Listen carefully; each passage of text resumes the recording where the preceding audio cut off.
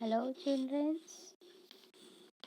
आज हम class 1 value education study करने जा रहे हैं। आज आपका चैप्टर है 7 और आज का टॉपिक्स है caring for animals. Caring for animals का मतलब होता है कि जानवरों के लिए ध्यान रखना, ख्याल रखना। लोग अपने बच्चे लोग को तो ख्याल रखते ही हैं, लेकिन यहाँ जानवरों का भी ख्याल रखना चाहिए क्योंकि वो भी हमारे हेल्पर्स होते हैं। अब उनका केयर कैसे करना चाहिए, आज हम इस लेसन के थ्रू आपको स्टडी कराएंगे। जो भी हम आपको स्टडी कराएंगे वो आप भी रीड करेंगे और साथ में अंडरलाइन करते हुए आप भी स्टडी करेंगे। तो हमें एनिमल को केयरिंग करने के लिए कुछ वैल्यू होते हैं, जैसे टॉलरेंस। टॉलरेंस का मतलब होता है जानवरों को कभी भी वो नहीं समझना है, सहनशीलता। आपको जानवरों को देखकर आपको सहनशील बनना चाहिए, उनको प्यार जताना चाहिए, काइंडनेस, उनके प्रति हमेशा दयालु रखना चाहिए, मानवता दिखाना चाहिए कि आप मानव है तो जानवर को भी प्यार करें। कंपैशन, दया का भाव रखना चाहिए हमेशा। Animals form A part of surrounding. जानवर वह एक भाग है जो हमारे चारों ओर फैला हुआ है, मिलता है। जानवर भी हमारा ही एक हिस्सा है जो हमारे चारों ओर पाए जाते हैं। Animals that we keep at home are pet animals. जिस जानवर को हम घर में रखते हैं उन्हें हम पेट एनिमल्स कहते हैं, पालतू जानवर कहते हैं। Animals that are found on the roads are called stray animals. जिस जानवर को हम रोड पर पाते हैं, रोड पर देखते हैं, जो जानवर रोड पर पाए जाते हैं उसे हम स्ट्रे एनिमल्स कहते हैं, मतलब आवारा जानवर। वो जानवर क्या कहलाता है? आवारा जानवर, जो रोड पे ही रहते हैं, रोड पे ही सोते हैं, रोड पे ही खाते हैं, फेंका बिना जितना जो रहता है रोड पर, उसको कोई रखता नहीं है। और wild animals live in forest. और जो जंगली जानवर होते हैं वो जंगल में रहते हैं। और जो आवारा जानवर होते हैं वो रोड पर रहते हैं, गली कुची मोहल्ले सोहल्ले में रहते हैं। Just like us, animals also need food, shelter and care. कुछ ऐसे जानवर होते हैं जो हमारे लिए भोजन तैयार करते हैं, हमारे ही साथ रहते हैं, हमारा मतलब बिजनेस में हमारा हेल्प करते हैं। कोई जानवर है जिसको हम अपनी ज़रूरतों के लिए उनका भी रखते हैं, और कुछ लोग हैं शौक के लिए अपने घर में जानवरों को रखते हैं, और कुछ लोग हैं जो जानवरों से अपना बिजनेस करते हैं, उनसे भोजन लेते हैं, जैसे दूध, गोबर। आप उसको खेतों में काम कराते हो जानवरों से, वो आपके यहाँ से वहाँ पहुँचाने के काम में आता है, हल जोतता है। कुछ जानवर जो हैं आपके कामों में हेल्प करते हैं। Sometimes we should help them.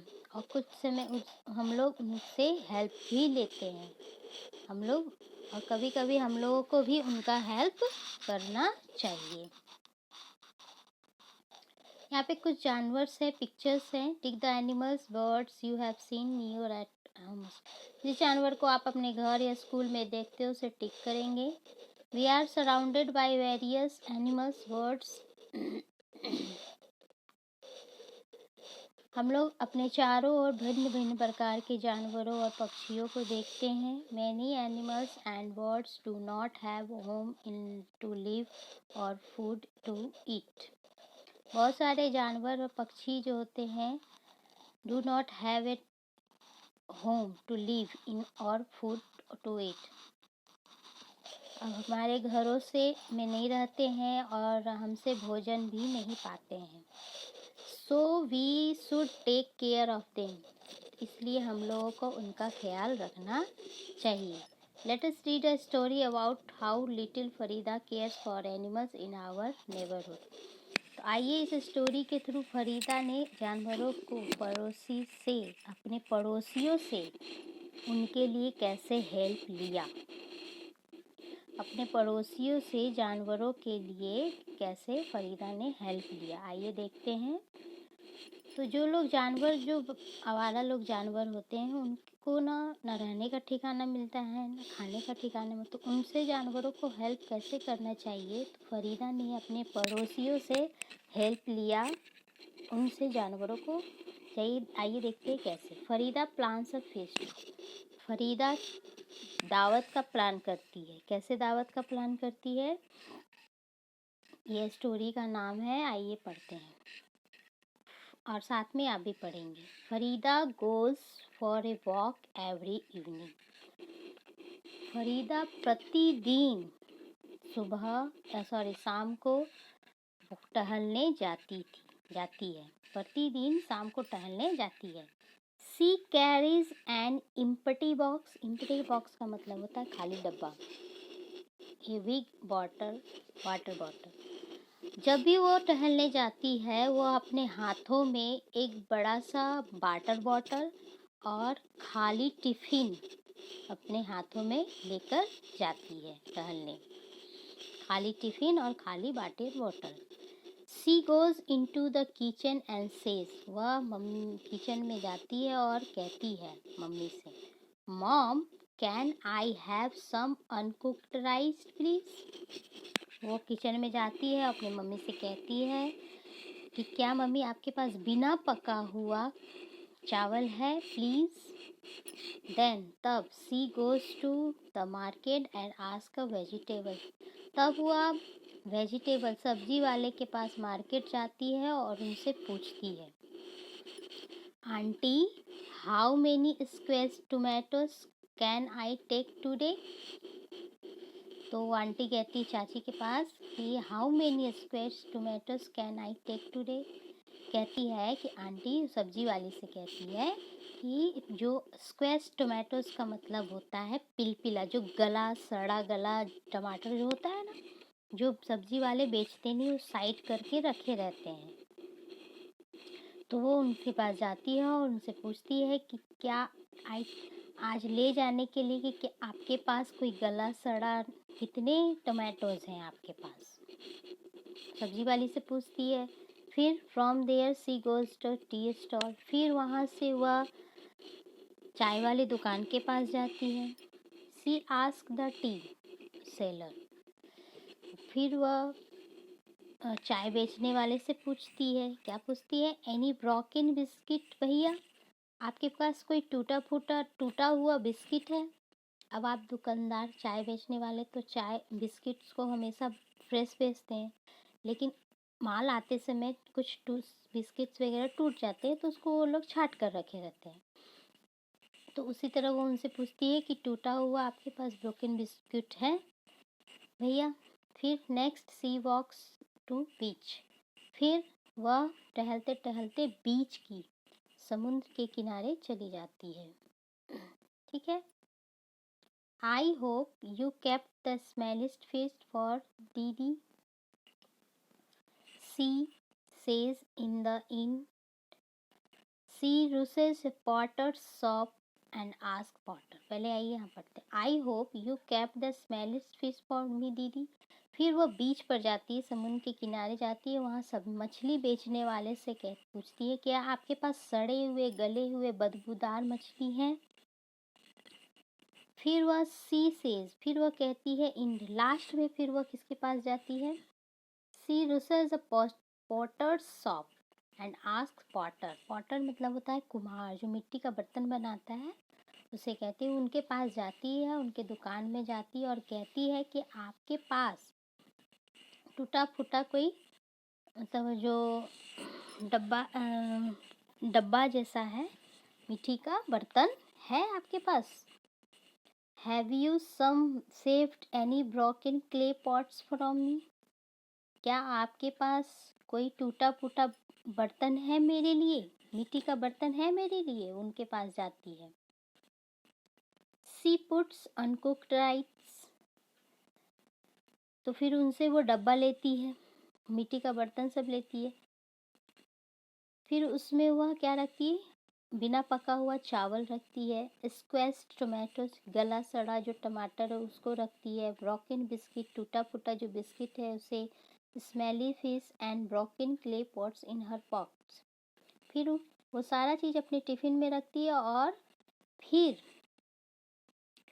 वो टूटे हुए क्ले वाले बॉक्स में क्या रखती है, जो मछली थी, स्मेली बदबूदार मछली, वो पॉट्स में रखती है। What do you think Farida does with all these things? आप क्या सोच सकते हैं कि फरीदा इन सब चीज़ का क्या करेगी?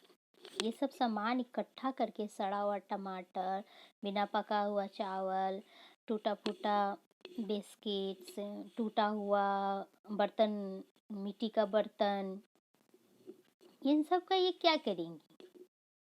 तो आप सोच सकते हैं क्या करेगी। आइए देखते हैं क्या करती हैं वो।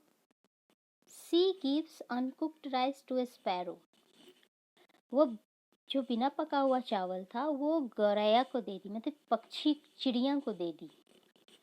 स्क्वैश टोमेटोज टू काव, गला हुआ जो टमाटर था वो काव के लिए। ब्रोकन बिस्किट टू डॉग्स, टूटा हुआ बिस्किट डॉग के लिए। And smelly fish two cats in broken clay pots, और ब्रोकन क्ले पॉट्स का मतलब टूटे हुए मिट्टी के जो बर्तन थे उसमें बिल्ली के लिए मछली रखी।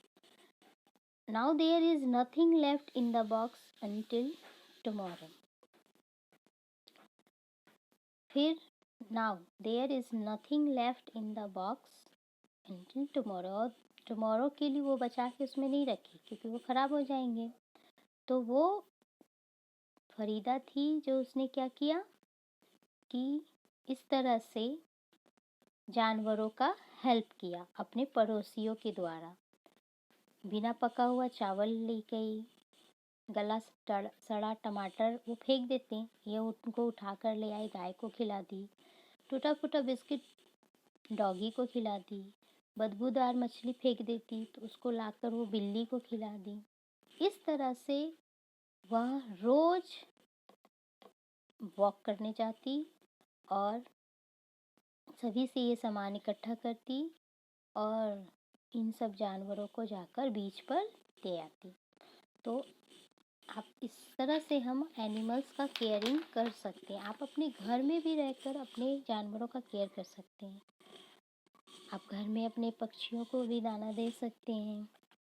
छत पर रोड पे जो आवारा जानवर होते हैं उनको भी आप रोटी सब्जी, जितनी भी सब्जी कटे हुए रहते हैं, घर की मम्मी लोग जो जितनी सब्जियां काट के रखती हैं, जो बनाया हुआ रहता है छिलका वगैरह, वो आप गाय को खिला सकते हो। जो भी बासी खाना वगैरह बच जाते हैं उसको फेंकने के बजाय आप जानवरों को खिला दो। तो इस तरह से क्या होगा कि आप जानवरों का केयर कर सकते हैं। तो आज का मोरल ऑफ द स्टोरी है, we should take care of animals and birds. We should take care of animals and birds, हमें हमेशा जानवरों और पक्षियों का ख्याल रखना चाहिए। तो ये स्टोरी में हमने जानवरों का ख्याल कैसे रखा जाता है इस तरह से हम पढ़े। इसमें हमने कुछ वर्ड्स मीनिंग भी आपके लिए लिखा है जो आप इसे अपने नोट्स कॉपी में नोट कर लेंगे। तो ठीक है, इसके आगे का नेक्स्ट वीडियो नेक्स्ट में भेजेंगे।